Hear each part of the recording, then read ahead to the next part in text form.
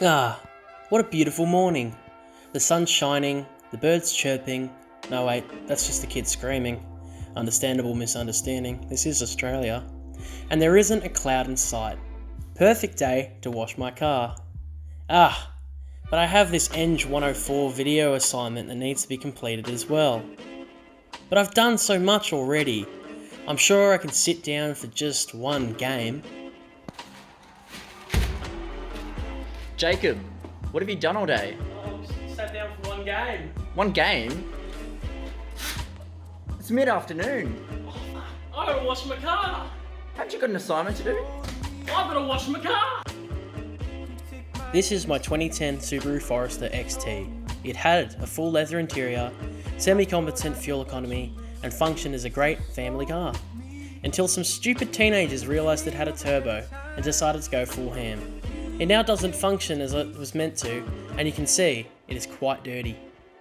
Reactance is defined as the non-resistive component of impedance, typically in an AC circuit, but may also apply to DC circuits. It is a property found in capacitors and inductors. Reactance is simply a way to express how a capacitor or inductor impedes the flow of current around the circuit. Unlike resistance, which describes the ratio of voltage and current in a resistor, and where a resistor has an unchangeable value, reactance is fluid, that is, able to change depending on the frequency. Reactance may cause a phase shift between the current and the voltage, where the shift can either be in sync, lagging, or leading, depending on the element. In a capacitor, the current leads the voltage, whilst in an inductor, the current lags the voltage.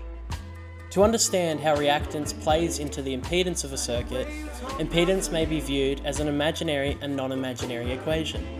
The imaginary being the reactance, and the non-imaginary is the resistance. For impedance of a capacitor, the impedance is calculated as resistance minus the reactance, whilst in an inductor, the impedance is calculated as resistance plus the reactance. To calculate the reactance of an inductor, the formula XL equals 2 pi times F times L is used, where XL is the reactance, F is the frequency, and L is the value of the inductor. To calculate the reactance of a capacitor, the formula XC equals 2 pi times F times C all on 1 is used, where XC is the reactance, F is the frequency, and C is the value of the capacitor.